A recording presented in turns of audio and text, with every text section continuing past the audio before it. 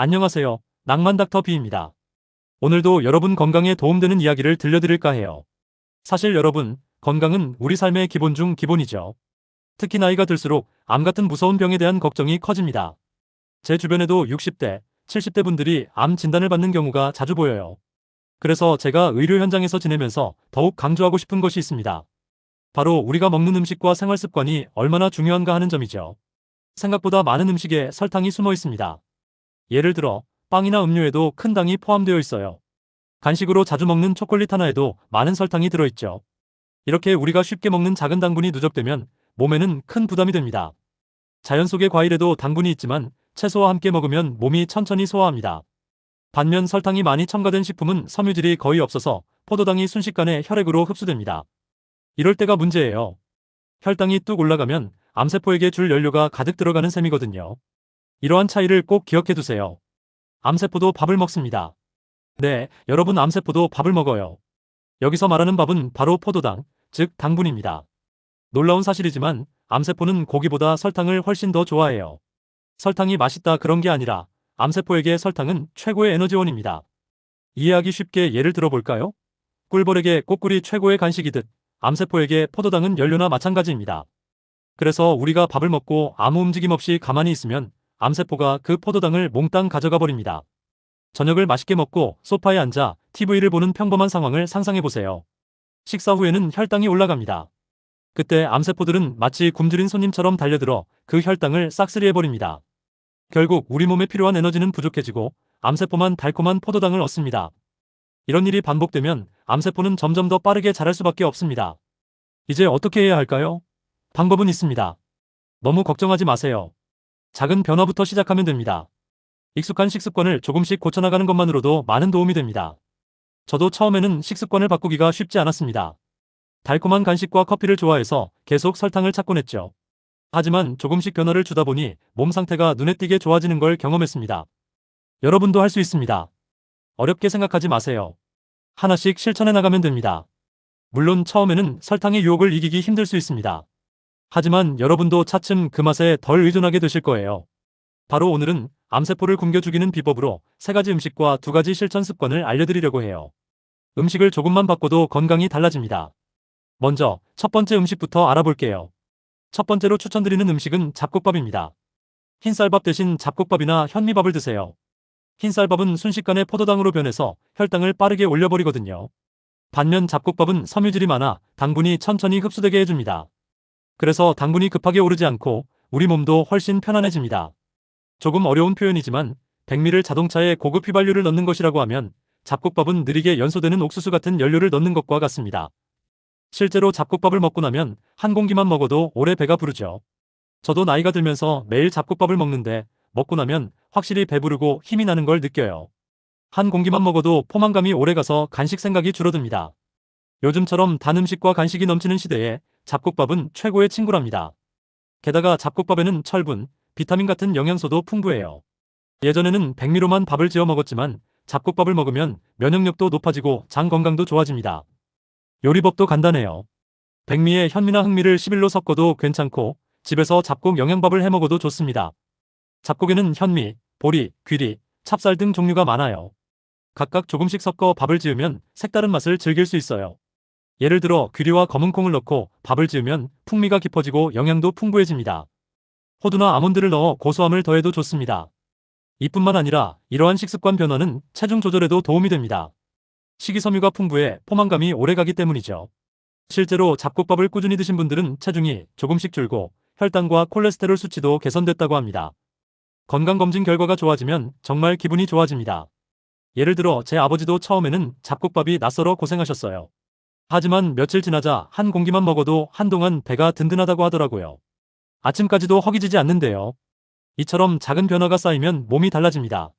첫 술을 조금씩이라도 잡곡으로 바꿔보세요. 매일 조금씩 먹어보세요. 잡곡밥을 꾸준히 드시면 당분이 몸에 오래 남지 않고 에너지로 고르게 쓰이게 됩니다. 바로 이 점이 암세포의 성장을 억제하는 데 큰 역할을 합니다. 작은 변화로도 몸이 달라지는 걸 느끼실 겁니다. 다음으로 2번째 음식은 채소입니다. 식사할 때 채소를 먼저 듬뿍 드세요. 배추, 당근, 브로콜리, 시금치 같은 채소에는 식이섬유와 비타민, 미네랄이 풍부합니다. 채소를 먼저 먹으면 포만감이 먼저 차서 그만큼 밥이나 국수 양을 줄일 수 있어요. 예를 들어 식사 전에 샐러드 한 접시를 비운다고 생각해보세요. 정말 배부르죠? 배가 먼저 차니까 밥을 더 많이 먹지 않게 됩니다. 그리고 채소에는 소화를 돕고 설탕 흡수를 늦추는 성분이 많습니다. 발효된 김치나 된장 같은 것도 빼놓을 수 없어요. 이런 채소 반찬에는 우리 몸에 좋은 유산균과 미네랄이 듬뿍 들어있거든요. 채소는 말하자면 우리 몸의 청소부 같은 역할을 합니다. 어릴 때 들판에서 상추나 깻잎을 뜯어먹던 기억 나시나요?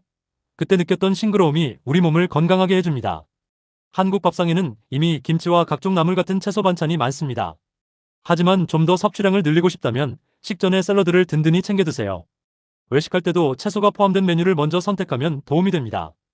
예를 들어 비빔밥을 드실 때 고기보다 채소를 더 많이 담아 드셔보세요. 다양한 색상의 채소를 골고루 드시는 것도 중요해요. 빨간 토마토, 노란 파프리카, 초록 시금치, 보라색까지 등 색깔별로 다양한 영양소가 있습니다.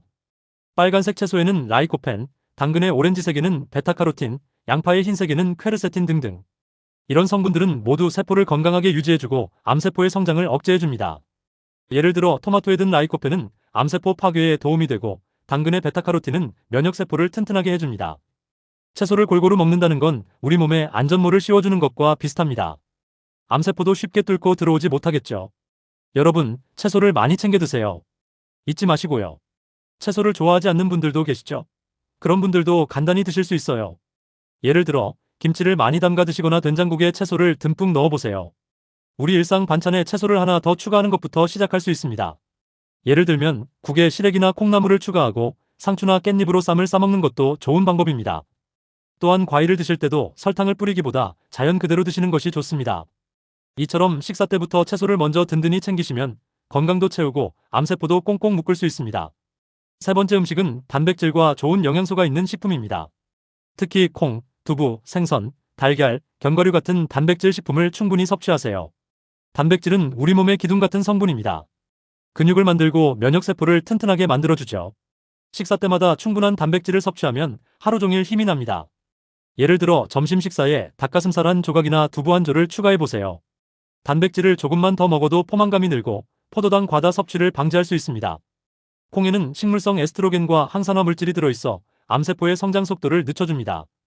예를 들면 콩으로 만든 두부나 된장, 청국장은 단백질과 함께 유익한 성분들이 풍부합니다. 두부나 콩에는 면역력을 높여주는 아미노산도 있습니다. 예전부터 할머니들이 즐겨 끓여주시던 순두부나 콩나물국 같은 음식들도 건강에 좋습니다. 동물성 단백질 중에서도 생선이나 달걀은 훌륭한 선택입니다. 특히 고등어, 꽁치 같은 등 푸른 생선에는 단백질과 함께 오메가-3 지방산이 풍부합니다. 이 성분들은 염증을 줄여주고 심혈관 건강에도 도움이 됩니다. 달걀도 노른자를 포함해 먹으면 비타민 D와 콜린 등 좋은 영양소를 얻을 수 있어요. 물론 양은 조절해야 하지만 잡곡밥과 채소와 함께 먹으면 든든한 한 끼가 됩니다. 그리고 절대 잊지 말아야 할 것이 마늘과 양파입니다. 이 작은 재료들 안에 강력한 항암 성분이 들어있어요. 마늘에 알리신 양파의 퀘르세틴은 암세포를 억제하는 데 큰 역할을 합니다. 저녁찌개나 국을 끓일 때 마늘과 양파를 듬뿍 넣어보세요. 예를 들면 두부된장찌개나 마늘 듬뿍 청국장처럼 말이죠. 이렇게 마늘과 양파를 활용하면 우리 식탁이 한층 더 강력한 항암 식탁이 됩니다.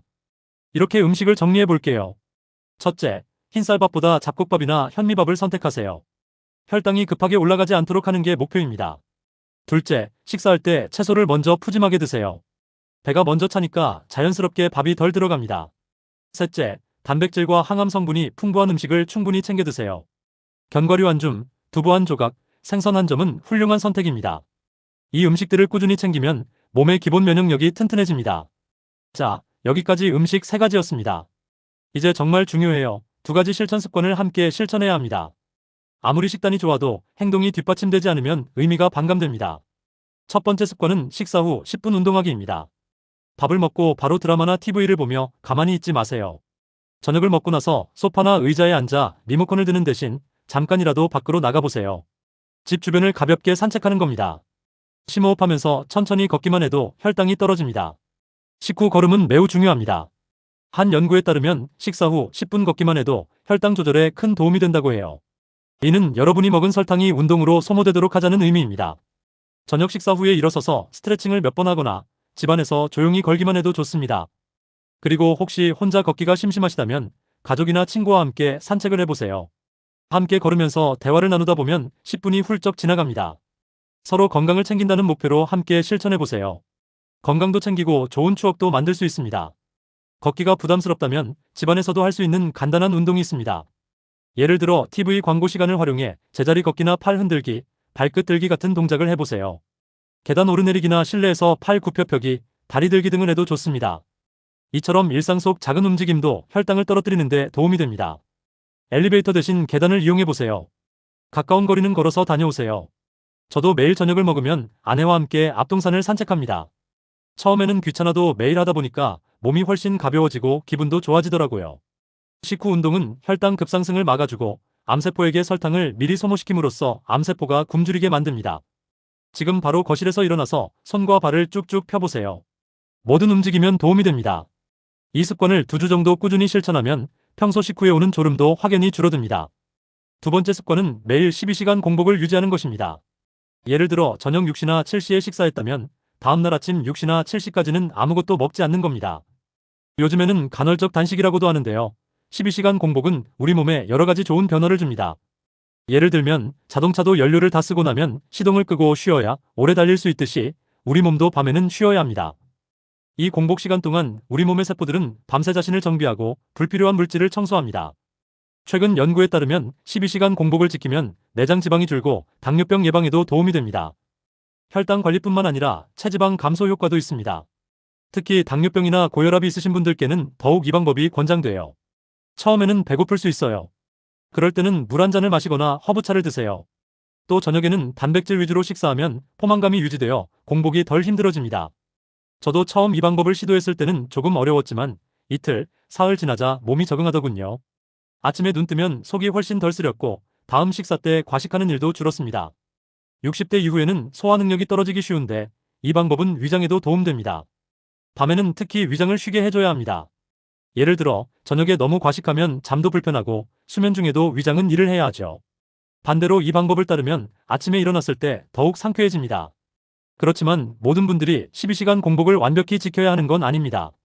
만약 당뇨병 약을 드시거나 특수한 건강 상태라면 전문의와 상의하세요. 12시간 공복은 좋은데 약 처방에 따라 식사 시간을 조금 조절해야 할 수도 있습니다.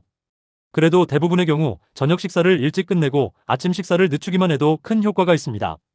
12시간이 어렵다면 10시간부터 시작해보세요. 점차 시간을 늘리면 무리 없이 지킬 수 있습니다. 예를 들어 저녁 6시에 식사했다면 다음날 아침 8시까지 아무것도 먹지 않고 물만 마셔보세요. 간혹 허기가 심하시면 견과류나 요구르트 같은 건강한 간식을 챙겨 드세요. 단, 꿀이나 설탕이 들어간 간식은 피해야 합니다. 대신 무가당 견과류나 신선한 채소 스틱, 그릭 요거트 같은 것을 선택하세요. 또 충분한 수분 섭취도 잊지 마세요. 저녁 식사 후에는 물이나 허브차를 마셔서 체내 수분을 보충해주세요. 식사 후 공복 상태에서는 저녁 9시 이후 간단한 요가나 스트레칭으로 몸을 이완시키는 것도 좋습니다. 예를 들어 저녁 6시에 식사를 마치셨다면 저녁 9시쯤에 가벼운 스트레칭이나 심호흡 운동을 해보세요. 그러면 잠들기 전 혈당도 자연스레 낮아지고 숙면에도 도움이 됩니다. 지금까지 이야기한 내용을 정리해봅시다. 암세포는 당분을 먹고 커집니다. 그래서 혈당 조절이 중요합니다. 오늘 알려드린 방법을 한 번 더 정리할게요. 첫째, 잡곡밥이나 현미밥으로 밥을 지어 드세요. 둘째, 식사할 때 채소를 먼저 푸짐하게 드세요. 셋째, 단백질과 항암 성분이 풍부한 음식을 충분히 챙겨 드세요. 견과류 한 줌, 두부 한 모, 생선 한 점을 드는 것으로 시작해보세요. 그리고 식사 후에는 꼭 10분 정도 몸을 움직이세요. 마지막으로 매일 12시간 이상의 공복을 유지하세요. 이 모든 것을 꾸준히 실천하면 여러분의 몸은 암세포가 쉽게 기승을 부리지 못할 건강한 상태가 될 것입니다. 모두 우리의 건강을 위한 작은 투자입니다. 작은 습관의 변화가 큰 건강으로 돌아오는 법입니다. 여러분, 반드시 기억해두세요. 이제 이 내용을 가족이나 친구와 공유해보세요. 함께 실천하면 꾸준히 동기를 유지할 수 있습니다. 여러분의 실천이 가족 전체의 건강으로 이어질 수 있습니다. 여러분, 지금 시작해도 늦지 않습니다. 오늘 배운 하나씩이라도 꼭 실천해보세요. 시작이 반입니다. 작은 실천이 모여 여러분의 건강을 지켜줄 것입니다. 서로 격려하며 실천해 나가시길 바랍니다. 오늘의 정보가 도움이 되셨다면 좋아요와 구독 버튼 부탁드립니다. 궁금한 점이나 의견이 있으시면 댓글로 남겨주세요. 낭만닥터비가 항상 여러분 곁에서 건강을 응원하겠습니다. 감사합니다. 여러분 모두 건강하세요.